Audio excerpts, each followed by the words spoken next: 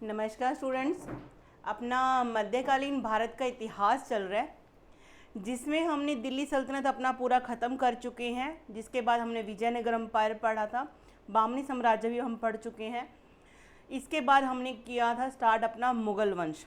मुग़ल वंश में मैंने आपको बाबर के बारे में डिटेल में पढ़ा चुकी हूँ। वीडियो का लिंक आपको मिल जाएगा आपको डिस्क्रिप्शन में, और वहाँ से आप बाबर के बारे में ज़रूर वीडियो को देखना। एक भी क्वेश्चन आपका छूटने वाला नहीं है। उसके बाद बाबर के बाद जो हुमायूं शासक बनते हैं, आज हमने हुमायूं के बारे में पढ़ना है।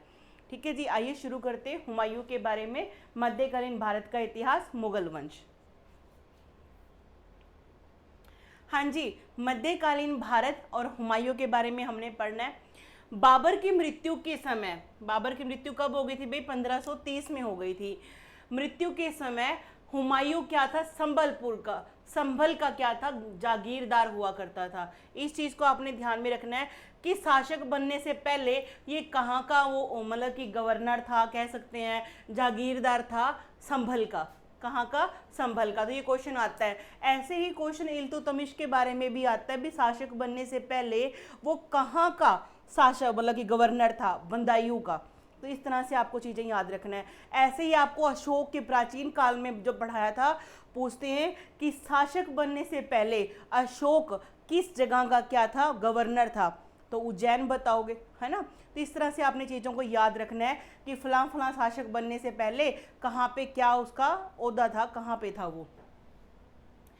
और बाबर ने मरने से पहले उसे अपना उत्तराधिकारी घोषित किया था, और उसे उसके भाइयों से को विभिन्न क्षेत्र शासन करने हेतु देने के लिए बोला था। बाबर ने ही अपने पुत्र को बोला था कि तू जितना भी मेरा साम्राज्य है ना, अपने भाइयों के साथ आपस में बांट लेना। बाबर के 5 औलादें थी, 5 बच्चे थे, जिसमें से 4 लड़के और 1 लड़की थी। ठीक है जी। गुलबदन बेगम इसकी बेटी थी, और इसके 4 लड़के थे। 4 लड़के हुमायूं, कामरान, अस्करी और हिंदाल, ये 4 इसके लड़के थे, और गुलबदन इसकी बेटी थी। जो हुमायूं है ना, इसको मिला दिल्ली व आगरा। कामरान को मिला काबुल व कंधार, याद कर लोगे आप। अस्करी को मिला संभल, जहां का पहले हुमायूं था, और हिंदाल को मिला अलवर। तो ये बातें आपने ध्यान में रखने। कई बार क्वेश्चन अगर डिप्थ में चला जाएगा तो आपसे इस तरह के क्वेश्चन पूछे जा सकते हैं भाई, पता होना चाहिए आपको। ठीक है जी, आगे बढ़ते हैं।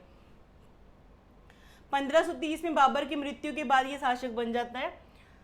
कहते हैं हुमायूं बाबर के 4 बेटों में से सबसे बड़ा था। बाबर के कहने पर हुमायूं ने अपने अपने राज्य को 4 भाइयों में बांट दिया, जो हुमायूं की क्या थी? सबसे बड़ी भूल साबित होती है।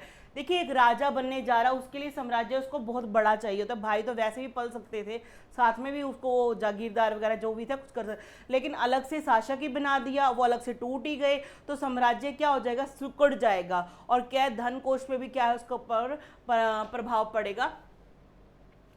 हुमायूं के लिए चुनौती, सबसे बड़ा प्रॉब्लम क्या आया? राज्य का बंटवारा जो उसने किया, वो इसके लिए एक मुसीबत का काम बन गया। धन की कमी होगी, ऑटोमेटिकली होनी ही थी। राजपूतों का विरोध का इसको सहना पड़ा, प्रॉब्लम क्रिएट करते रहे राजपूत, पूरा जीवन इसको तंग करते रहे। उधर से शेरशाह सूरी तंग करता रहा। अफगान, बाबर ने जो अफगान थे ना, वो भी इसके क्या थे? प्रतिद्वंदी थे। यहाँ से अलग लाइन स्टार्ट होती है। बाबर ने अफगान शासकों को पूर्णतः सफाया नहीं किया था, जिस कारण अफगान शासक हुमायूं के लिए सबसे बड़ा खतरा बनने लगे थे। तो आपने ये ध्यान में रखना है कि हुमायूं है, कितने बहन भाई थे? 5 बहन भाई थे, 1 बहन 4 भाई। अस्करी, हिंदाल, कामरान, और ये हुमायूं खुद हो गया। किस किस को कौन सा साम्राज्य मिला वो आपने देखना है। इसके बाद हमने ये देखना है कि हुमायूं जब गद्दी पे बैठा 1530 में पिता की मृत्यु के बाद, तो उसे कौन कौन सी कठिनाइयों का सामना करना पड़ता है। राज्य का बंटवारा करके इसको प्रॉब्लम हुई, फिर इसको धन की कमी जो राज्य में इसको मिला, राजपूतों का विरोध, और अफगानों के कारण तो बेचारा टूट ही गया था ना पूरा, इसको भागना भी पड़ा था। आगे देखते हैं। आज हमने हुमायूं पूरा अच्छे से पढ़ना है, कोई क्वेश्चन छूटना नहीं चाहिए हमारा। हुमायूं का जो राज्य अभिषेक है 1530 में कहाँ पर हुआ? आगरा में। ये तो चलो सब याद कर लेंगे भी, जैसे ही बाबर मरा तो बेटा बन गया, 1530 याद है, लेकिन कहाँ पर? आगरा में। ये बात आपने ध्यान में रखनी है, इसको स्टार लगा लो, अंडरलाइन कर लो।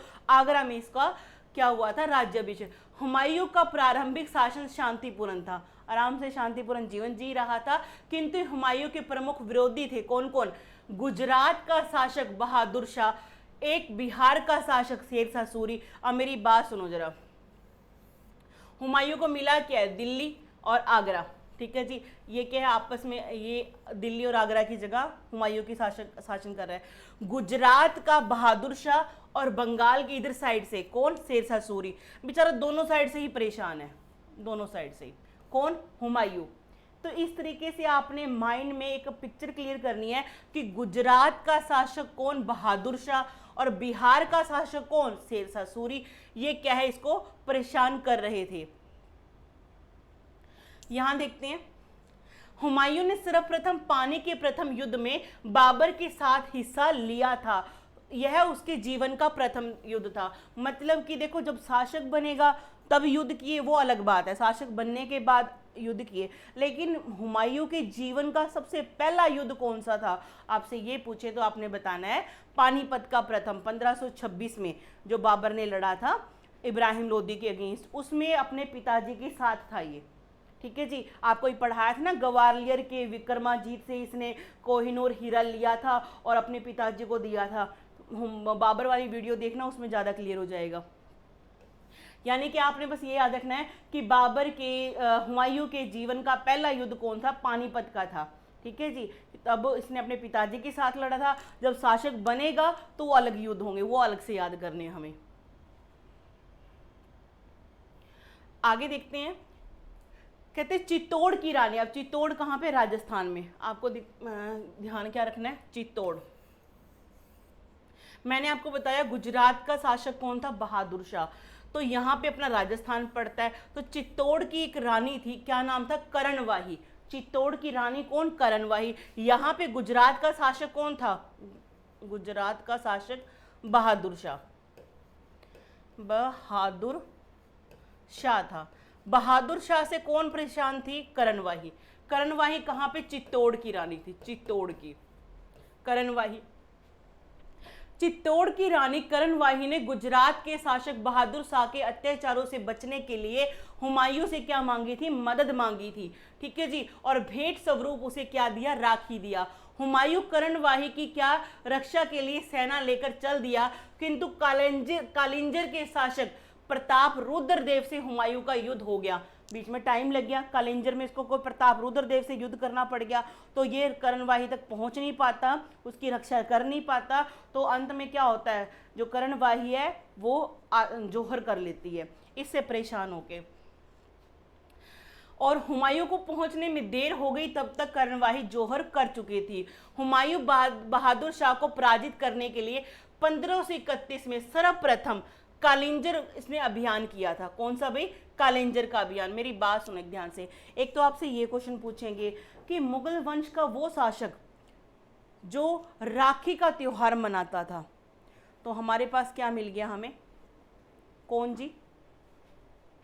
हुमायूं। इसी तरह से आपने कमेंट करके बताना है कि दिल्ली सल्तनत में का वो कौन सा शासक था जो होली का त्योहार मनाया करता था। आपने कमेंट करके ये बताना है, ठीक है जी। आगे बढ़ते हैं। हुमायूं बहादुर शाह को पराजित करने के लिए 1531 में सर्वप्रथम कालिंजर का अभियान किया। मेरी बात सुनो, 1530 में तो वो बना क्या है? शासक बना है। 1531 में उसने पहला अभियान, ये शासक लोग अभियान ही तो करेंगे ना। कोई तंग कर रहा है उसको बिठाना है, चुप कर जा, ऐसा नहीं करना तूने, है ना, उसको दबा के रखना है, तो अभियान करेंगे, युद्ध करेंगे। 1530 में शासक बना, 1531 में इसने कालिंजर पे अभियान किया और बहादुर शाह को पराजित कर कालिंजर का अभियान हुमायूं का शासक बनने के बाद पहला अभियान था। ये बात याद रखनी है। शासक बनने से पहले जो उसने युद्ध लड़ा वो कौन सा था? पानीपत का पहला युद्ध, 1526 वाला, अपने पिताजी बाबर के साथ। लेकिन जब शासक बन गया 1530 में, उसके बाद लड़ा गया पहला युद्ध कौन सा था? 1531 का कालिंजर का युद्ध। हुमायूं का अफगानों के विरुद्ध पहला अभियान 1532 में था। अफगानों के विरुद्ध यानी कि बिहार वाली साइड। एक पहले साल मुंह किया इधर की तरफ अपना, ठीक है जी, 1531 में। दूसरे साल मुंह किया इसने इधर की साइड में। बात समझ रहे हो? अफगान किस साइड थे? यही था ना, बंगाल बिहार साइड, ठीक है जी, वहां पे मुंह किया अपना। आगे देखते हैं। हुमायूं का अफगानों के विरुद्ध पहला अभियान 1532 का दोहरिया का अभियान था। यह युद्ध हुमायूं एवं अफगान शासक महमूद लोदी के बीच हुआ था। आपने ये भी याद रखना है कि अभी हमें शेरशाह सूरी को एंट्री नहीं दिलानी है। अभी कौन है? महमूद लोदी। महमूद लोदी अफगान था, इसके साथ ये युद्ध हुआ था, इसका दोहरिया का युद्ध, ठीक है जी, याद रखोगे इस चीज को। आगे है जिसमें हुमायूं क्या हुआ? विजय हुआ, इसकी क्या हुआ? जीत हुई थी यहाँ पे, ठीक है जी। आगे चलते हैं। बहादुर शाह से संघर्ष। मेरी बात सुनो, अब बहादुर शाह कहाँ का शासक है? कहाँ का? गुजरात का। देखो उस समय ना जो गुजरात का जो शासक बहादुर शाह था, वो अपने आप को क्या रखता था कि मैं दिल्ली का शासक बन जाऊं, मुझे बनना चाहिए, तो ठीक है। और उसने क्या किया, सुनो ध्यान से। उस समय गुजरात का शासक बहादुर शाह दिल्ली को जीतने का महत्वाकांक्षी रखता था, और उसने तुर्की के एक प्रसिद्ध तोपची, कौन? रूमी खां की सहायता से एक अच्छा तोपखाना तैयार कर लिया था। देखिए तोपखाना का यूज़ है पहली बार इसके हुमायूं के पिताजी ने किया था। बहरा का जो किला जीता था ना 1519 में, उसके ऊपर बाजोर का किला जो भेरा वाली जगह पर, उसको। लेकिन ये ना एक गुजरात का शासक कौन? बहादुर शाह, उसने एक तुर्की तोपची था, उसकी सहायता से एक तोपखाना तैयार कर लिया कि ले भाई मैं तो बाबर का बेटा हुमायूं को हराकर दिल्ली पे खुद शासन करूंगा। नाम क्या था? रूमी का। इन्हीं सब परिस्थितियों के कारण हुमायूं ने बहादुर शाह पर आक्रमण किया। इसमें गुजरात का शासक बहादुर शाह क्या हो गया? पराजित हुआ। हुमायूं ने मांडू व चापानेर किला को जीता। ये भी याद रख लेना, गुजरात के ये किले हैं, कौन सा? मांडू और चप्पानेर, ठीक है जी, आप इस चीज को याद रखोगे। तो गुजरात वाले में भी जीत जाता है ये, और अफगान वाले में भी। आगे बढ़ते हैं। फिर आराम किया होगा उसने, देखो 1531 में कालंजर का, 1532 में दोहरिया, याद रख लोगे, महमूद लोदी के खिलाफ था। और यहाँ पर 1538 यानी कि कितने साल आराम किया उसने? अब 6 साल आराम करेगा, शासन भी तो करना, शासक है। 38 में सुनो ध्यान से, कहता 1538 में हुमायूं ने गोड़ यानी कि बंगाल वाली साइड अभियान किया। इसने बंगाल का नाम क्या रखा? जनताबाद रखा। ये आपके लिए इंपॉर्टेंट है, ये क्वेश्चन पूछ लेते हैं कई बार कि हुमायूं ने बंगाल का नाम क्या रखा? जनताबाद रखा, ठीक है जी। इस चीज को यार, लौटते समय उसकी सेना पर, मतलब उसका अभियान में जीत लिया उसको और नाम रख दिया जनताबाद। वापिस आ रहा था, आते हुए रास्ते में शेरशाह सूरी ने 1539 में अचानक क्या किया? चुनार के किले के पास चौसा नामक जगह पर हुमायूं पे क्या कर दिया? आक्रमण कर दिया। यहां से इनका टांका भिड़ता है, किसका? शेरशाह सूरी का और हुमायूं का। पहले क्या याद रखना आपने? 1531 में कालेंजर का अभियान बहादुर शाह के खिलाफ, 1532 में कौन सा? दोहरिया का, ठीक है जी, महमूद लोदी के खिलाफ। फिर आराम करेगा 6 साल। 38 में ये गया बंगाल, वहां पे उसको जीत लिया, गोड़ यानी बंगाल का एरिया को बोलते हैं, और उसका नाम रख दिया जनताबाद। वापिस आ रहा था, इतना टाइम तो लग ही जाता है इनको, रास्ते में इतना लंबा सफर करते हुए, युद्ध करते हुए रुक जाते हैं महीनों तो कहीं बीच में, ठीक है। 1539 के करीब ये लौटते समय यानी कि बिहार की साइड से गुजरे, बंगाल से वापिस आ रहे थे दिल्ली को, ठीक है जी। 1539 में शेरशाह सूरी चौसा नामक जगह पर चुनार के किले के पास इस पे क्या कर देता है? आक्रमण कर देता है। हुमायूं की सेना में भगदड़ मच गई और पराजय की स्थिति में हुमायूं घोड़ा सहित गंगा नदी में कूद गया, ठीक है जी। कहां पे छलांग लगा दी इसने? गंगा नदी में। हुमायूं की जान शिहाबुद्दीन निजाम नामक एक भिस्ती बोलते हैं, जो ये होते हैं ना किश्ती वाले चलाते हैं पानी में, उसको बोलते हैं। तो शिहाबुद्दीन निजाम नामक एक व्यक्ति ने क्या किया? इसकी जान बचाई। इसने देखा अभी कोई डूब रहा है, इसको निकालते हैं, निकाल के देखा तो इसकी मतलब शरीर देख के, इसकी वेशभूषा देख कर लगा भी ये कोई आम व्यक्ति तो है नहीं, कोई खास व्यक्ति है। फिर हुमायूं ने बोला अरे भाई साहब मैं शासक हूँ दिल्ली का, इसने बताया इसको, और इसने इसकी जब जान बचाई ना शिहाबुद्दीन ने, तो हुमायूं बड़ा खुश हुआ इस चीज़ से कि तेरे कारण आज मेरी जान बच गई, और इसको एक दिन का क्या बनाता है, दिल्ली का शासक भी बनाता है। तो ये क्वेश्चन भी आता है। शिहाबुद्दीन निजाम नामक भिस्ती यानी कि मल्लाह ने इसकी जान बचाई। इसी कारण शिहाबुद्दीन निजाम को एक दिन के लिए दिल्ली का क्या है, शासक बनाया जाता है। किसके द्वारा, हुमायूं के द्वारा। तो ये चीज़ को आपने ध्यान में रखना है। सीक्वेंस कैसे बनेगी, 1530 में इसका राज्याभिषेक हो गया, कहाँ पर, आगरा में हो गया, ठीक है जी। 1531 में इसने कालिंजर अभियान किया, ठीक है जी। 1532 में इसने दौरिया किया, 6 साल आराम किया, 38 में बंगाल को जीता और जनताबाद उसका नाम रख दिया। वहाँ से वापस लौट रहा था 1539 होते, यानी कि आपके बिहार में आके चौसा नामक जगह पर शेरशाह सूरी ने इस पर आक्रमण कर दिया। और ये क्या है, डर के मारे, मतलब डर के मारे क्या भगदड़ मच गई थी, इनको पता ही नहीं था कि हम पे ऐसे आक्रमण हो जाएगा। तो इसने क्या किया, घोड़े सहित गंगा नदी में छलांग लगा दी। गंगा नदी में बचाई जान किसने, शिहाबुद्दीन नामक भिस्ती ने, और उसको क्या बनाता, खुश होकर एक दिन का शासक बनाता दिल्ली का, ठीक है जी। ये इतनी सी कहानी एकदम से फिट आपके दिमाग में होनी चाहिए। इसी ने अपने एक दिन के कार्यकाल में अपना कुछ शासक बना, किसको याद रहना था, कौन लिखेगा इसके बारे में। तो इसने क्या किया, अपने एक दिन के शासनकाल में चमड़े के सिक्के चलाए थे। तो आपको ये भी क्वेश्चन पूछ सकते हैं कि चमड़े के सिक्के चलाने वाला कौन सा शासक था, शिहाबुद्दीन, ठीक है। ये आपने याद रखना है, क्योंकि ये किसने बनाया था, एक दिन का ही था। इसका कोई ज़्यादा डिटेल में जाने की जरूरत नहीं, माता कौन, पिता कौन, कहाँ का क्या, कुछ नहीं करने की जरूरत है। एक दिन का शासक था, किसने बनाया, हुमायूं ने बनाया। किस खुशी में बनाया, इसकी जान बचाई थी, हुमायूं की जान, ठीक है। इसकी जानकारी हुमायूं नामा पुस्तक से मिलती है, जिसकी रचना हुमायूं की बहन गुलबदन बेगम ने किया, ठीक है जी।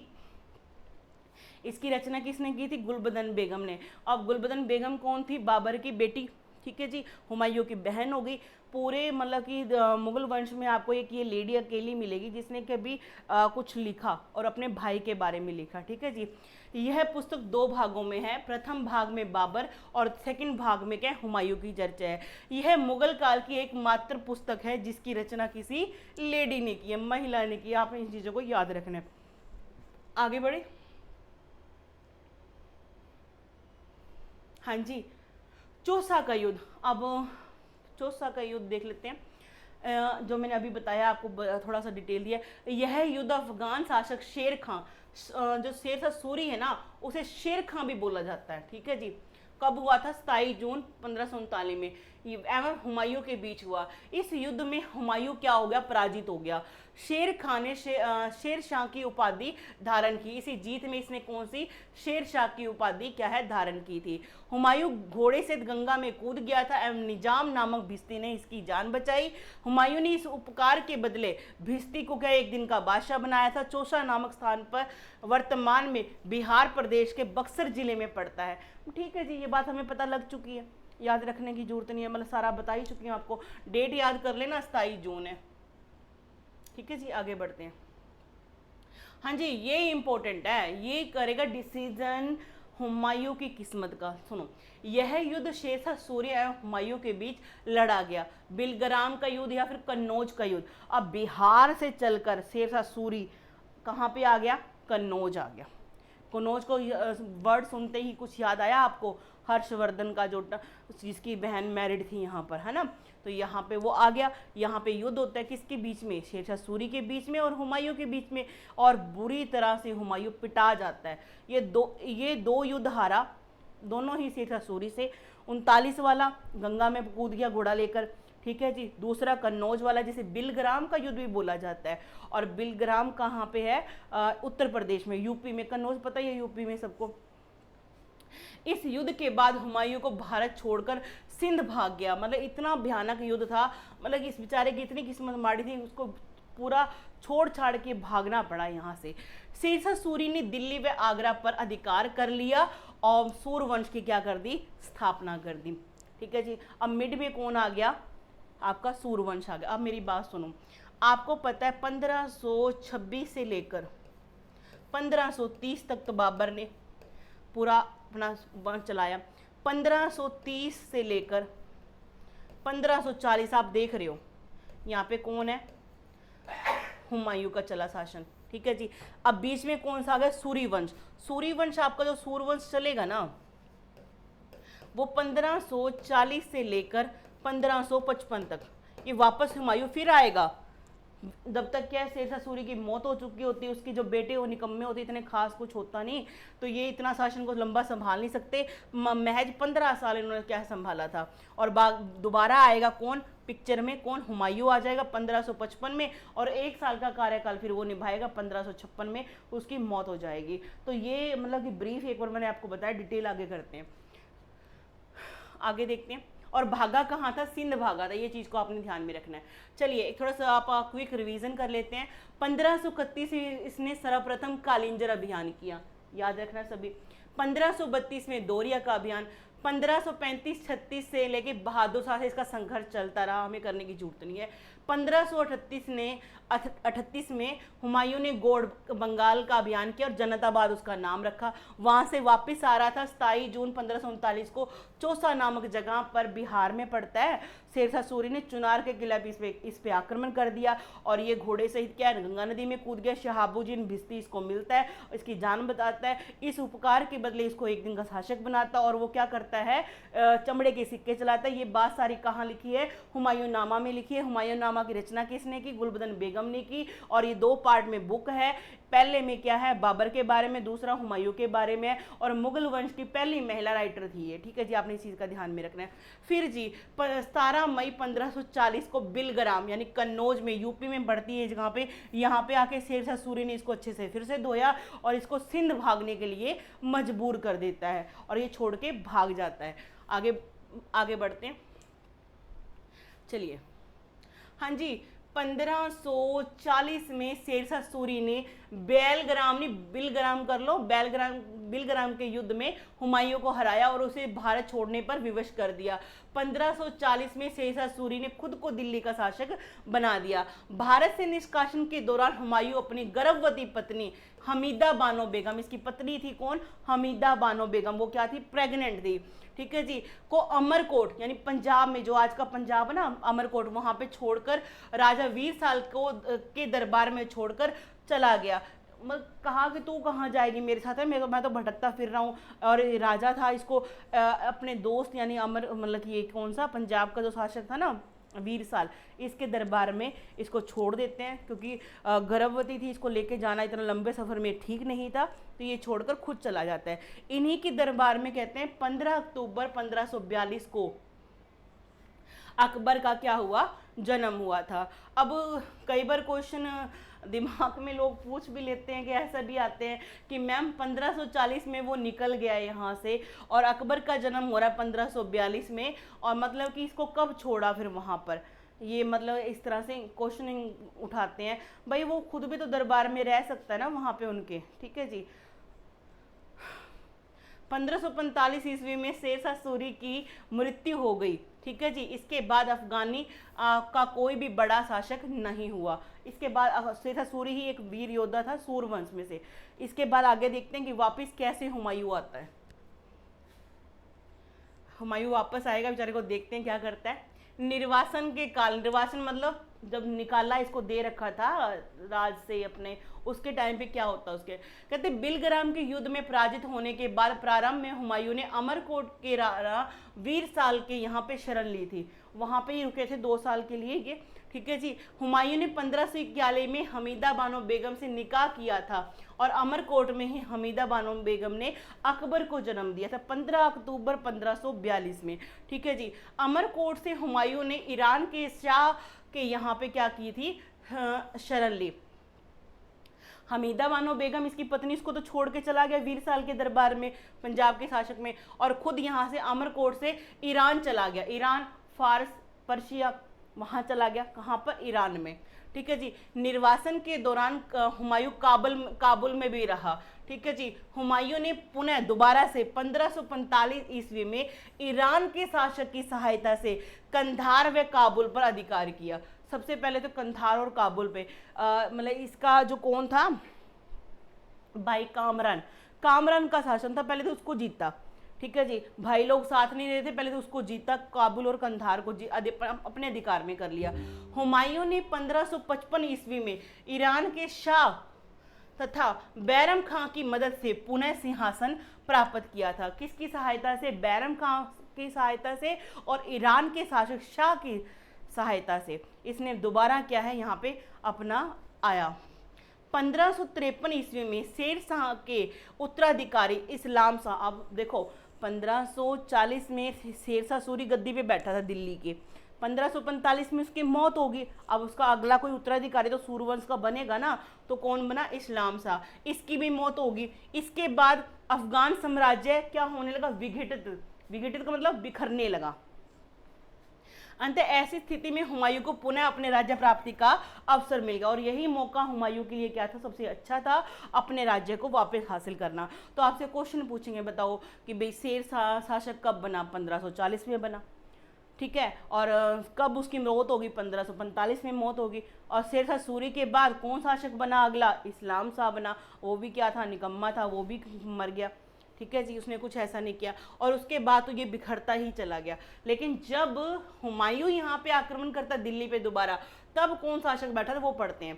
कहते 1545 ईस्वी में हुमायूं ने काबुल तथा कंधार पर हमला करके कब्जा किया। अब ये बात याद रखना, निष्कासन के बाद हमें ये देखना उसने कौन कौन से काम किए। 1545 में काबुल कंधार को कब्जे में किया। फरवरी 1555 में लाहौर पर अधिकार किया। पहले काबुल कंधार, फिर लाहौर पे। माछीवाड़ा का युद्ध 15 मई 1555। 55 में दो काम होंगे, एक तो 55 में आपका फरवरी महीने में लाहौर को जीत लिया, ठीक है, जीत लिया। माछीवाड़ा का युद्ध 15 मई 1555 को, यह सतलुज नदी के किनारे हुमायूं एवं अफगान सरदार नसीब खां ततार खां के बीच में युद्ध हुआ था। माछीवाड़ा का युद्ध, ये आपने याद रखना है, चंडीगढ़ साइड वाले, सरहिंद वाली साइड में पड़ता है माछीवाड़ा, इस चीज़ को आपने याद रखना है। देखो भाई 1540 में हुमायूं को बिलग्राम के युद्ध में कौन हरा के चला गया? शेर शाह सूरी ने हरा दिया, इसको बाहर निकाल दिया यहाँ से। कहानी सबको पता है। 1530 में बेचारा शासक बना था, 1531 में कालिंजर का अभियान, 1532 में दौरिया का, फिर उसके बाद आराम करता रहा, ठीक है जी। 38 में इसने बंगाल को जीता, जनताबाद नाम रख दिया। वहाँ से वापस आ रहा था 1539 में, तो शेर शाह सूरी ने चौसा की जगह पे इस पे आक्रमण कर दिया। वहाँ से इसकी घोड़ा और लेके नदी में कूद गया, वहाँ पे शिहाबुद्दीन ने इसकी जान बचाई। बेचारा करे तो करे क्या। 1540 में जो शेर शाह सूरी है कन्नौज में आके पीट गया इसको, और वहाँ से आके इसको भगा दिया। 1541 में इसकी शादी हो जाती है, किससे? हमीदा बानो बेगम से। और पंजाब के शासक वीर साल के राजमहल में ये रहते हैं। इसकी वाइफ प्रेग्नेंट हो गया, उसको वहाँ पे छोड़ के ईरान चला गया, ईरान के शासक शाह के पास चला गया। उसकी हेल्प से पहले तो इसने कंधार को जीता, काबुल कंधार को, ठीक है जी। फिर ये आया कहाँ पर? लाहौर में, ठीक है जी। 1555 में, ये ईयर याद रखना, 1545 में इसने क्या किया? काबुल कंधार को जीता। 1555 में फरवरी महीने में लाहौर को, और 1555 के मई महीने में इसने माछीवाड़ा का युद्ध किया। किससे? नसीब खां और ततार खां। ये कौन थे? अफगान थे। 1555 में लुधियाना के समीप माछीवाड़ा के युद्ध में हुमायूं ने अफगान सरदार हैबत खां तथा ततार खां को पराजित कर दी। जीत हासिल होगी इसको, किसको? हुमायूं को। पंजाब जीत लिया। इसमें हुमायूं की क्या हुई? जीत हुई। अब मुगलों का अधिकार पंजाब पर वापस से हो गया, ठीक है जी। पंजाब तो कम से कम इसने कब्जे में कर लिया। आगे देखते हैं आगे क्या होता है। हाँ जी, सरहिंद का युद्ध। अब अकेला ये युद्ध तो हुआ नहीं, 1555 में 3 हो गए, फरवरी में, ठीक है जी, पंजाब, और मई में आपका सरहिंद, और आपका जून में, अप्रैल अरेस्ट करेंगे। यह युद्ध अफगान व मुगल सेना के बीच हुआ। अफगानों का नेतृत्व सिकंदर सूर, अब ये याद रखना है, पहले वाले में जो अफगानों का नेतृत्व कौन कर रहा था? ततार खां, ठीक है जी, और हैबत खां। और यहाँ पे कौन कर रहा है? सिकंदर सूर। मुगल सेना का नेतृत्व बैरम खां ने किया। इधर से आपका हुमायूं नहीं था, हुमायूं का सेनापति कौन? बैरम खां कर रहा था। इस चीज को ध्यान में रखना है। अफगान सेना फिर से पराजित हो गई, क्योंकि इसको सपोर्ट थी हुमायूं को, कहां से? ईरान से। सरहिंद के युद्ध में विजय के बाद भारत के सिंहासन पर एक बार पुनः मुगलों का क्या हो गया? शासन हो गया। 1555 में ही सरहिंद के युद्ध, चंडीगढ़ के युद्ध में हुमायूं के सेनापति बैरम खान ने अफगान सेनापति सिकंदर सूर को क्या किया था? पराजित किया था। सरहिंद विजय के पश्चात 1555 ईस्वी में एक बार पुनः दिल्ली के तख्त पर हुमायूं का बैठने का क्या है सौभाग्य मिला। आपसे क्वेश्चन पूछेंगे भी जो सरहिंद का युद्ध हुआ था 1555 में, बताइए किस किस के बीच में लड़ा गया। आपको तो आप सोचोगे ये तो हुमायूं के बीच में हुआ था, नहीं भाई, आपको अगर ऑप्शन में बैरम खां मिले तो बैरम खां लगाना है, क्योंकि जो युद्ध है शासक से पहले सेनापति लड़ते हैं ना, तो अगर जरूरत पड़ती है तो शासक भी आते हैं बीच में, लेकिन पहले क्या है सेनापति लड़ते हैं, तो यहाँ पे सेनापति कौन, बैरम खान ने लड़ा था ये युद्ध। तो ऑप्शन में जो जिस हिसाब से दे रखा उस हिसाब से प्रेफरेंस पहले बैरम खान आएगा। ठीक है जी, आगे बढ़ते हैं। जरा दोबारा से आ गया कौन, हुमायूं दिल्ली पे वापस आ गया, कहाँ से घूम घाम के, कितने साल, 15 सालों बाद। 23 जुलाई 1555 में हुमायूं पुस्तकालय की सीढ़ियों से गिरकर इसकी क्या हो गई, मृत्यु हो गई। हुमायूं क्या है, सप्ताह के 7 दिन 7 रंग के कपड़े पहनता था, मतलब साइको केस था। हर मतलब कि पूरे सप्ताह के 7 दिन डिफरेंट कलर के कपड़े पहनता, रिपीट नहीं करता था, फिक्स किया होता, मंडे को इस कलर के कपड़े पहनने हैं, ट्यूसडे को इस कलर के कपड़े पहनने हैं, और वेडनेसडे को इसके, इस तरह से इसने डिसाइड कर रखा था। जिसने अपना साम्राज्य अपना भाइयों में, हुमायूं एकमात्र एक शासक था जिसने अपना साम्राज्य अपने भाइयों में बांटा था, बाकी कोई सब दोस्त थे। हुमायूं ने दिल्ली में, अब ये याद कर लेना, ये क्वेश्चन आता होता है, बहुत बार आ चुका है। हुमायूं ने दिल्ली में दीनपना नामक एक पुस्तकालय बनवाया था। ठीक है जी, इसी पुस्तकालयों की सीढ़ियों से 23 जुलाई 1555 में गिरकर क्या है, हुमायूं की मौत हो गई, और 1556 में हुमायूं की क्या हो गई, अच्छा, निर्माण पुस्तकालयों से क्या करवाया था, 1556 आएगा भाई, आप इसको सही करो, 1556 यहाँ पे ठीक करने वाला है। इसी पुस्तकालय की सीढ़ियों से गिरकर हुमायूं की मौत हो गई, और 1556 में, ठीक है जी, हो गई मौत। हुमायूं अफीम का सेवन करता था, मतलब नशेड़ी था, अफीम खाता था, ये आपने ये याद रखना है, अफीम खाता था। नशा कर लिया होगा, पैर कहाँ का कहाँ रखा जाता है, नशे में पता होना लगता है। यह ज्योतिष में विश्वास रखता था, जिस कारण हर एक दिन अलग अलग रंग के कपड़े पहनता था। 1556 कर लेना भाई, 1556 में इसकी मौत हुई थी। ठीक है जी, दीनपनाह नामक लाइब्रेरी से की सीढ़ियाँ चढ़ रहा था, नशा किया हुआ था, कहते हैं ऐसे, हमने कौन सा देखा है। ठीक है, आगे बढ़ते हैं। हुमायूं के दरबार में 2 प्रमुख चित्रकार थे।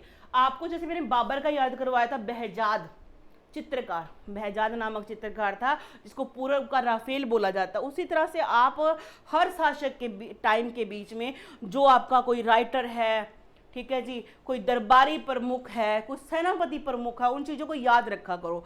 तो बाबर का बेहजाद, ब से बाबर, ब से बेहजाद नामक चित्रकार, जिसको क्या बोलते हैं, पूर्व का राफेल बोलते हैं। अब हम हुमायूं पढ़ रहे हैं, तो हुमायूं के दरबार में 2 चित्रकार थे, कौन थे, सुनो ध्यान से, मीर सैयद अली तथा अब्दुल समद। सैयद अली और अब्दुल समद, शॉर्ट में आपने को याद करना है, समद अली समद या समद अली, कुछ भी करके ट्रिक से आप याद कर लो, 2 याद रखने हैं। कहते हैं, नल नहीं है यहाँ पे, हल ने लिखा कि हुमायूं का अर्थ होता है खुशनसीब व्यक्ति, लेकिन हुमायूं जीवन भर लड़खड़ाते रहा, और लड़खड़ाते हुए ही उसकी क्या हो गई, मौत हो गई। लेन पूल ने कहा था, ये बात किसने, लेन पूल ने। हुमायूं की कब्र ईरानी संस्कृति से प्रभावित है, जिसका वास्तुकार मिर्जा गियास बेग था। इसकी जो कब्र है, इसका जो ईरानी संस्कृति से प्रभावित था। भाई देखिए, जब ये यहाँ से भागा था 1540 में, ईरान में गया था, ईरान का इसके ऊपर क्या था, काफ़ी प्रभाव था, इसके ऊपर क्या था, काफ़ी प्रभाव था। इसकी जो कब्र है ना, वो मिर्जा गियास बेग ने, मतलब कि उसका वास्तुकार था। यह उसकी पत्नी हमीदा बानो बेगम की हुमायूं को अमूल्य भेंट थी। इसका मकबरा कहाँ पे, दिल्ली में है। ठीक है जी, आपसे पूछें कि बाबर का मकबरा, ये पूछते हैं भाई, बड़ा दुखी करते हैं ऐसे क्वेश्चन, सबके मकबरे याद करने, मुगलों की एक तो, ठीक है जी, दूसरा इनकी राजधानियाँ, किसने किस टाइम पे कौन सी इसकी तो क्या थी, दिल्ली थी, उस बाबर की भी दिल्ली थी। और बाबर का जो मकबरा था, पहले आराम बाग में उसको दफनाया गया था, आगरा के आराम बाग में। लेकिन अकबर, उसका पोता, जब उसको पता लगा कि मेरे बाबूजी की इच्छा थी बाबरनामा में, तुझके बाबरों में लिख कर गया है कि जब मैं मरूं तो मेरे को कहाँ पे, काबुल में दफनाया जाए, काबुल उसका क्या फेवरेट प्लेस था, तो फिर उसको निकाला, फिर जाके उसको काबुल में दफना के आए। तो आप इस चीज़ को ध्यान में रखना, वर्डिंग कैसे हो क्वेश्चन की, कि पहले कहाँ था, बाद में कहाँ पे, अब कहाँ पे, देख लेना उस चीज़ को। इसका कहाँ पे है, दिल्ली में है। ठीक है जी,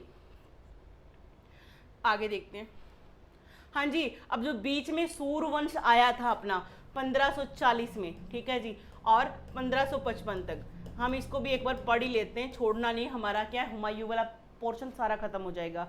कहते हैं सूर्यवंश द्वितीय अफगान राज्य था, ठीक है जी। पहले मैंने आपको बहलोल लोदी, जो लोदी वंश पढ़ाया था ना, वो क्या थे, अफगान थे, उन्होंने पहला रखा था, स्थापना की थी, पहले अफगान शासक थे। और यहाँ पे क्या है, सूर्यवंश है। कहते बिलग्राम का युद्ध, बिलग्राम यानी कन्नौज का युद्ध 1540 में, ठीक है जी। युद्ध में हुमायूं को हराकर शेर शाह सूरी ने सूर्यवंश की स्थापना की। अब इसकी फैमिली डिटेल के बारे में जानो। इसका जन्म कब हुआ, 1472 में। कब, 1472 में। और कहीं कहीं भी आपको 1486 भी मिलने वाला है। कहते जन्म स्थान कहाँ पे, नारनौल परगना बजवाड़ा। पिता क्या है, हसन सूर। शासन वर्ष इसका 1540 से 1545, 5 वर्ष से लगभग 5.5 रहा होगा, ठीक है। शेरशाह के बचपन का नाम फरीद था। ये क्वेश्चन एग्जाम में कई बार आ चुका है, ठीक है जी। इस चीज को आपने ध्यान में रखना है। आगे बढ़े, चलिए। हाँ जी, अब हम शेरशाह सूरी के बारे में पढ़ रहे हैं। इनके पिता हसन अली थे। पिता का नाम क्या है, हसन अली थे, जो बिहार के क्या थे, जागीरदार थे और बहलोल लोदी के दरबार में कार्य करते थे। कुछ कोरिलेट करो इस चीज को। कहते हैं शेरशाह सूरी के पिता का नाम हसन अली था, जो क्या थे, बिहार के जागीरदार थे। और जागीरदार किसके, बहलोल लोदी के। शासक कौन था उसका, बहलोल लोदी, उसका जागीरदार था।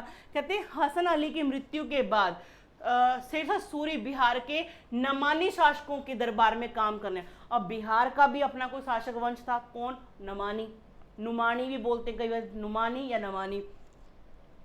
ये क्या बेचारा, उसके पिता की तो मौत हो गई, पिता बहलोल लोदी के दरबार में काम करता था, लेकिन उसकी मौत होने के बाद शेरशाह सूरी बिहार के ही नुमानी शासकों के अंडर काम करने लगा, उनके दरबार में।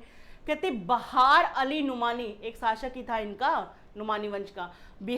बहार अली नुमानी ने फरीद को शेरशाह सूरी की उपाधि दिया था। शेरशाह सूरी द्वितीय अफगान वंश का संस्थापक कहा जाता है, ठीक है जी। शेरशाह सूरी ने जिस वंश की स्थापना किया उसे सूर्यवंश भी कहते हैं।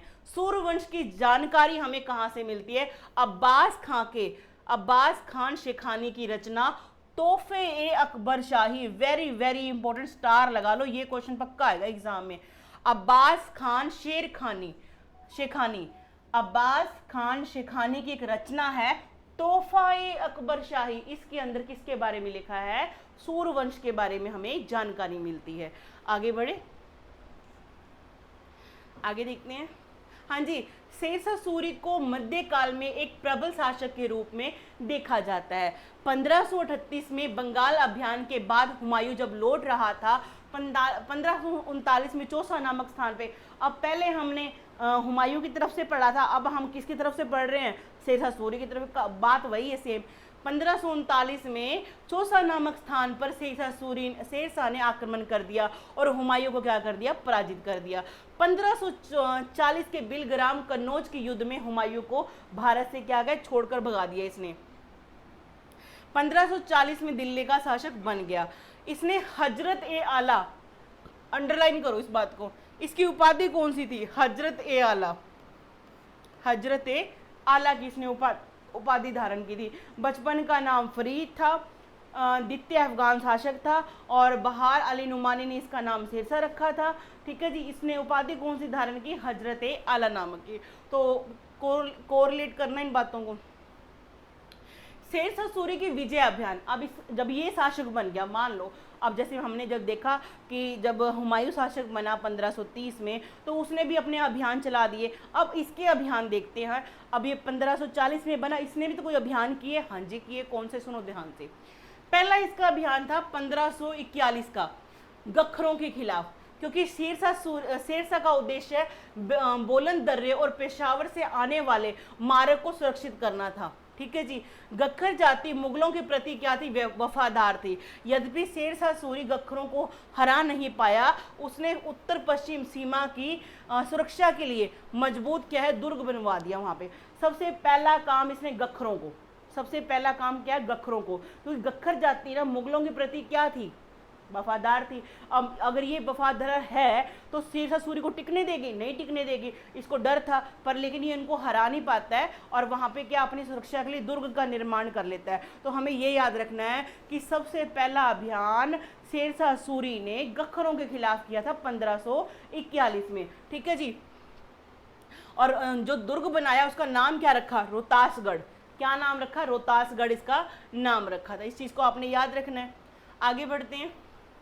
शेरशाह ने 1542 में, मतलब हर साल ये कुछ ना कुछ नौटंकी करता रहेगा, 1542 में मालवा पर आक्रमण कर उस पर अधिकार कर लिया। 1541 में गखरों के खिलाफ, 1542 में मालवा, 1543 में रायसीन पे अधिकार किया और वहां के शासक पूरनमल को धोखे से मार दिया। अब ये इसके ऊपर बड़ा कलंक लगा, इसने क्या धोखे से मारा? भी तो इतना ही शूरवीर था, धोखे से क्यों मारा तूने? इसको मारना नहीं था, इसने क्या कर दिया? धोखे से उसको मारा। इस चीज को आपने ध्यान में रखना है। 1541 गखरों, 1542 में आपका मालवा, 1543 यानी कि हर साल कर रहा है रायसीन। ठीक है जी। और पूरनमल को धोखे से इसने मार दिया। यह शेरशाह के चरित्र पर कलंक था। इस घटना के बाद शेरशाह के बेटे कुतुब खान ने क्या कर ली? आत्महत्या करी। मेरे पिताजी पर क्या लग गया? कलंक लग गया। तो इसने क्या कर ली? आत्महत्या कर ली थी इस चीज के लिए। तो याद रख लोगे। 1541 बोलो जरा। गखर। 1542 बताओ जरा। 1542 आपका मालवा, 1543 आपका रायसीन। इस तरह से आपने याद रखना है। 1544 में 44 में शेरशाह ने मारवाड़ के शासक मालदेव पर आक्रमण किया। किस पे? मालदेव पर आक्रमण किया। मालदेव मारा गया, परंतु मालदेव के राजपूत सरदार जैता एवं कुप्पा ने अपनी वीरता से अफगानी सेना के छक्के छुड़ा दिए। इस आक्रमण के लिए शेरशाह सूरी ने कहा, मुट्ठी भर बाजरे के लिए लगभग मैं हिंदुस्तान का क्या साम्राज्य खो चुका होता। मेरी बात सुनो ध्यान से। 1544 मारवाड़ का शासक मालदेव, उसको तो इसने मार दिया, लेकिन उसके जो सेनापति थे जैता व कुप्पा, इसने बड़े क्या किया? इसको तंग किया शेरशाह सूरी को। तो इसने कहावत बोली, क्या एक सेंटेंस बड़ा पूछा जाता है कि मुट्ठी भर बाजरा, यानी कि बाजरा कहाँ पैदा होता है? राजस्थान में। कहते मैं इस बाजरे को, राजस्थान को जीतने के चक्कर में पूरा हिंदुस्तान का शासन ही गवा बैठता। इसने ये सेंटेंस बोला था। पूछा जाता है कई बार कि ये सेंटेंस किसके द्वारा और किस अभियान के द्वारा, किस अभियान के टाइम पे बोला गया था। तो ये आपने याद रखना है। 1544 मारवाड़। ठीक है जी।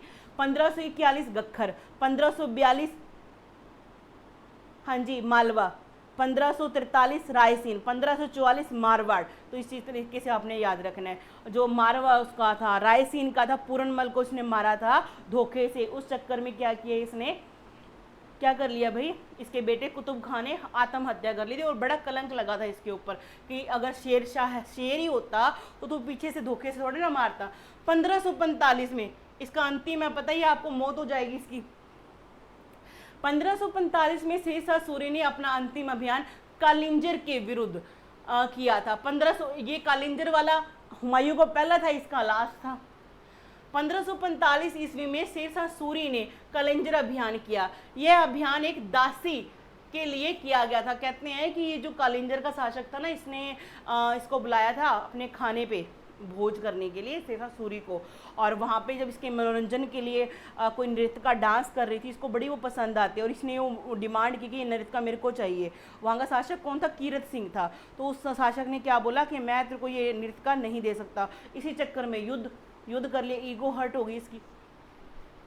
यह अभियान एक दासी के लिए किया गया था। इस समय कालिंजर का शासक कीरत सिंह था। इस अभियान में शेरशाह उक्का नामक अग्रयोस सेना से गोला फेंक रहा था। ठीक है जी। ठीक है जी। एक उक्का नाम का क्या था? गोला था, वो फेंका जा रहा था। किसके द्वारा? इसी के द्वारा। ठीक है जी। परंतु गोला उसके पास रखे बारूद के ढेर पर गिर गया और से वहीं पे फट गया और शेरशाह सूरी की क्या हो जाती है? मौत हो जाती है। तो आपने सारे ये चीजें याद रखनी। सीख कौन से? शासक कब बना? 1540 में। पहला अभियान गखर, दूसरा मालवा, तीसरा रायसीन के पूरनमल को इसने धोखे से मारा था, कलंक लग गया था इसके ऊपर। चौथा इसका 44 में कौन सा? मारवाड़ का।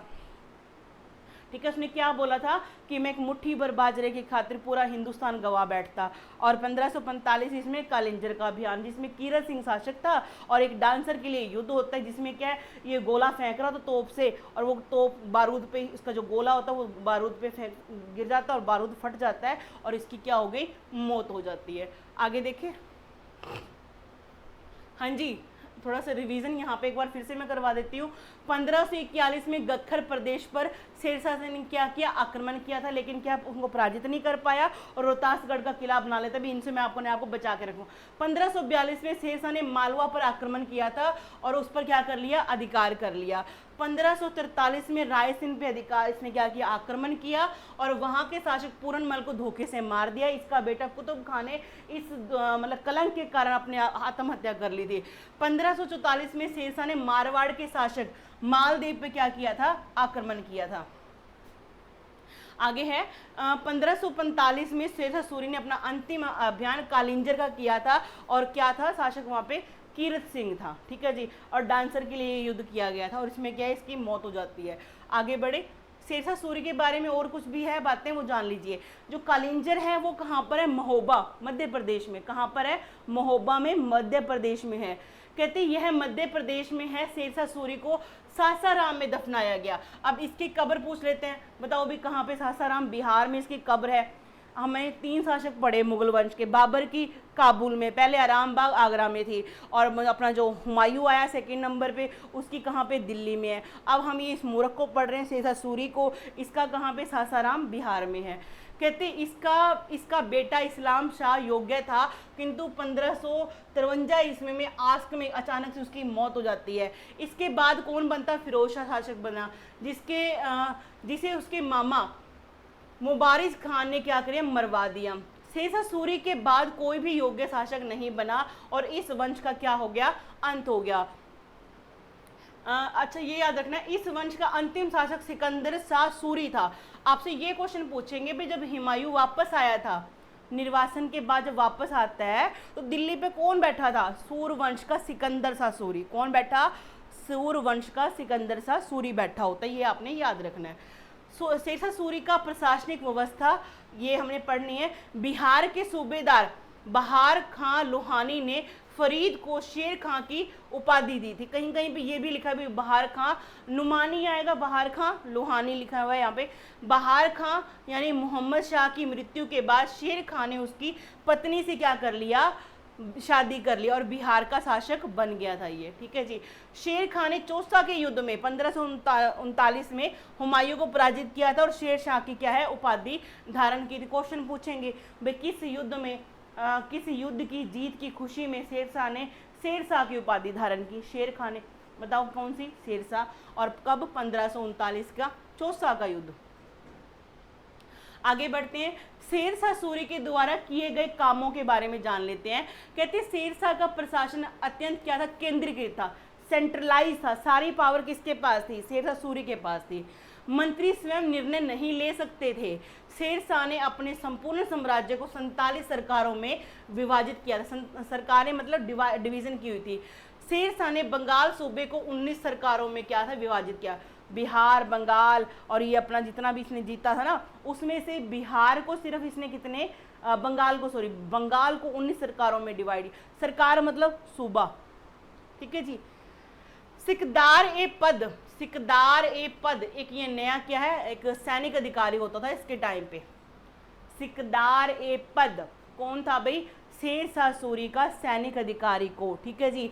मुंसिफ ए मुंसिफान, यह एक न्यायिक अधिकारी था, ये भी पूछ लेते हैं कई बार। मुंसिफ न्यायिक अधिकारी, मुंसिफ आपको जो मैं पॉलिटी क्लास पढ़ाई थी, आपको जो मैं सबॉर्डिनेट कोर्स करवाई थी, उसमें मुंसिफ वर्ड भी यूज़ करवाया था ना, कि दीवानी मसलों को सुनने के लिए मुंसिफ बैठे होते हैं, है ना, तो वही उससे याद कर लो, मुंसिफ ए मासफान।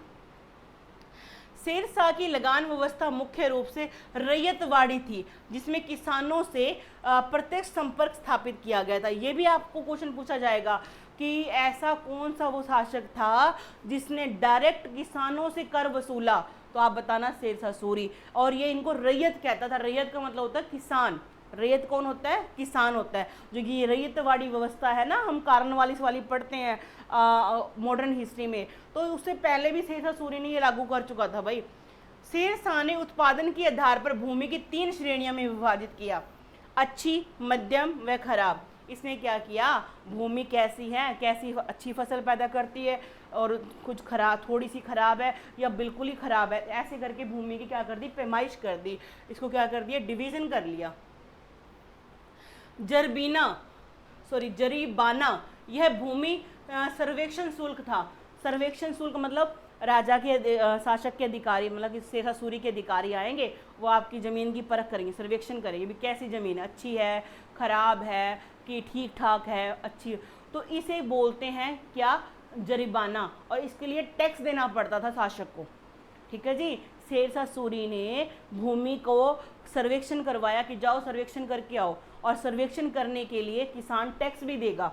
ठीक है जी, इसे क्या बोलते हैं, जरीबाना बोलते हैं। आगे हैं महासिलाना, यह एक कर संग्रह शुल्क था।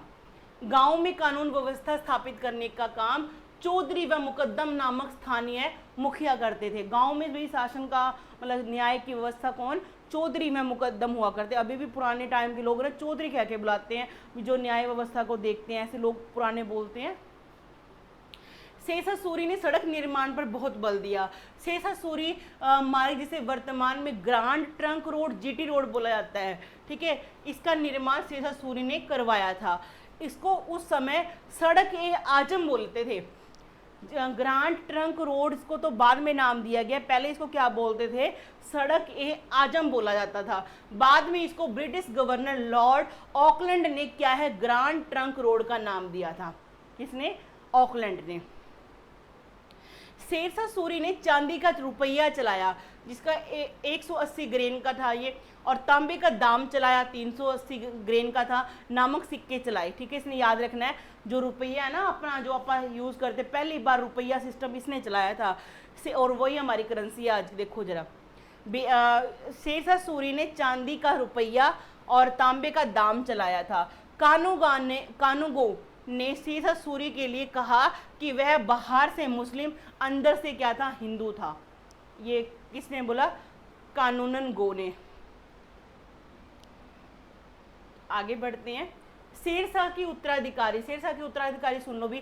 शेरशाह की मृत्यु के बाद उसका पुत्र इस्लाम उर्फ जलाल खां 1545 में सम्राट बनता है। जलाल खां याद कर लेना, कई बार इस्लाम शाह नहीं आएगा आपको तो ये जलाल खां दे देंगे। ठीक है जी, लेकिन क्या उसकी जल्दी मौत है। इस्लाम शाह की मृत्यु के बाद उसका नाबालिग पुत्र फिरोज शाह बनता है, मात्र 12 वर्ष का था। परंतु फिरोज शाह के सगे मामा, ठीक है जी, आदिल शाह ने क्या, अपने नाबालिग भांजे की क्या कर दी, हत्या कर दी और खुद सम्राट बन बैठा। आदिल शाह एक योग्य और आलसी शासक था, इसलिए उसने हेमू नामक एक बनिया को अपना संपूर्ण क्या कर दिया, भार संभला दिया। ठीक है जी, हेमू नामक एक बनिया को क्या किया इसने। अब ये जो आप पढ़ते हो ना, जो पानीपत का दूसरा युद्ध अकबर और हेमू के बीच में हुआ था, ये वाला वही हेमू है ये। ठीक है जी, इस चीज को आपने याद रखना है। आगे बढ़ते हैं। हाँ जी, शेरशाह सूरी का प्रशासनिक व्यवस्था। शेरशाह सूरी एक प्रबल प्रशासक था, इसने बहुत से सुधार किए। इसने सारे सुधारों को अकबर ने भी अपनाया। इसके जितने भी सुधार किए गए थे वो अकबर ने भी अपनाए थे। अब देखो भी, हुमायूं के बाद तो अकबर ही बनेगा। इसी कारण शेरशाह सूरी को अकबर का पथ प्रदर्शक, रास्ता दिखाने वाला पथ प्रदर्शक कहा जाता है। किसको, शेरशाह सूरी को। किसका, अकबर का, क्योंकि अकबर ने इसके सारी जो प्रशासनिक व्यवस्था थी ना, कॉपी मारी थी इसकी सारी की सारी। टोडरमल, जो टोडरमल था ना अकबर के 9 रत्नों में से, टोडरमल शेरशाह सूरी के दरबार में भी सेवा दे चुके थे। शेरशाह सूरी ने पाटलिपुत्र का नाम बदलकर पटना रख दिया। अब मेरी बात सुनो, कुछ याद आया, पाटलिपुत्र सुनते ही आप चले जाना चाहिए कहाँ पे, प्राचीन इतिहास में। प्राचीन इतिहास में कहाँ पे, हर्यंक वंश में। हर्यंक वंश में कौन, उदयन। उदयन ने क्या किया था, पाटलिपुत्र नामक शहर बसाया था, जिसका क्या उसने अपनी राजधानी बनाया। अब पाटलिपुत्र तब से चला आ रहा था और इसने आके शेरशाह सूरी ने इसका नाम क्या कर दिया, बदल दिया, पटना रख दिया इसका नाम। ठीक है जी, आगे बढ़ते हैं। इसने ग्रैंड ट्रंक रोड को बनाया, इसने किसानों से सीधा संपर्क साधने की रैयतवाड़ी व्यवस्था शुरू की। यह किसानों को रैयत कहकर बुलाता, कर चोरी ना हो इसलिए उसने भूमि की नाप करवाई। व्यवस्था को जाब्ती व्यवस्था कहते हैं, भूमि को चेक करना उपजाऊ है नहीं है, इस सिस्टम को क्या बोलते हैं, जाब्ती व्यवस्था कहा गया। इसने पट्टा एवं कबूलियत नामक नई व्यवस्था शुरू की। पट्टा पर कर का विवरण रहता था, कितना कर लिया जाएगा और किस समय लिया जाएगा ये लिखा था। पट्टा एक वही खाता नहीं तो पट्टा उस पर लिखते हैं वो वाला। कबूलियत वह दस्तावेज था जिस पर किसान इस बात की सहमति देता था कि वह पट्टा में दिए गए कर को देने में सहमत है। किसान लिखता था कबूलियत कि हाँ भाई आप जो ये कर रहे हैं ना सर्वेक्षण और मेरे को कबूल है, कबूलियत लिखकर पट्टे पे लिखकर उसको दिया करते थे।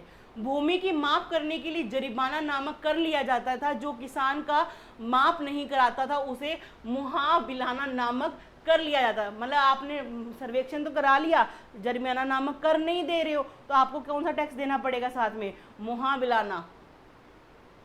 शेरशाह सूरी के समय जौनपुर शिक्षा का क्या था, बहुत बड़ा केंद्र था। इसे भारत का सिराज, सर का ताज भी कहा जाता था। शेरशाह सूरी ने सोने के जो सिक्के चलाए उसे असरफी बोलते हैं। क्या बोलते हैं, असरफी यानी मोहरा कहा जाता है। शेरशाह सूरी ने जो चांदी का सिक्का चलाया उसे रुपया और तांबे का उसको चलाया उसको दाम। सोने का असरफी या मोहरा, चांदी का कौन रुपया, तांबे का क्या बोलेंगे, तांबे को दाम। इसने भूमि की जांच के लिए कानूगो नामक अधिकारी की क्या की, नियुक्ति की थी। कानूगो एक अधिकारी होते ना जो भूमि की जांच वगैरह करता है, उस अधिकारी की क्या की थी, नियुक्ति की थी। आगे बढ़े चलिए। इसने दिल्ली में किला ए कोहना नामक मस्जिद का निर्माण किया। अब इसकी स्थापत्य कला सुन लो मेरे ध्यान से। किला ए कोहना, क्या बोलोगे, किला ए कोहना नामक इसने मस्जिद का निर्माण कराया। इसे ही पुराना किला के नाम से हम सब लोग जानते हैं। दिल्ली में जो पुराना किला है इसके नाम से ही हम जानते हैं। इतिहासकार कहते हैं कि शेरशाह सूरी के समय यदि कोई औरत आधी रात को सोना लेकर जाती थी तो कभी कोई व्यक्ति उसे उसके सोने को छूने की कोशिश भी नहीं करता था, हिम्मत नहीं करता था। और ये इस बात की ओर इशारा करता है कि कितनी अच्छी व्यवस्था थी, कि डर नहीं था, कोई भी डरने की बात नहीं थी इस समय। इस बात की ओर इशारा करता है कि शेरशाह सूरी के समय पुलिस व्यवस्था बहुत अच्छी थी। इसके कठोर न्याय तथा दंड व्यवस्था के कारण अपराध बहुत कम होते थे। शेरशाह के समक्ष अमीर गरीब मित्र दुश्मन शत्रु एक समान होते थे। ठीक है जी, तो अपना चैप्टर होता है कंप्लीट। यहाँ पर अपना हुमायूं कंप्लीट हो गया, शेरशाह सूरी कंप्लीट हो गया। नेक्स्ट चैप्टर में मिलेंगे हम किसके साथ, अकबर के साथ में। अकबर के बारे में हमने सारी डिटेल इकट्ठी करनी। इसी तरह से हम टॉपिक वाइज 1 बाय 1 चलते रहेंगे और अपना सारा हिस्ट्री हम कंप्लीट कर पाएंगे। आज के लिए बस इतना ही, धन्यवाद।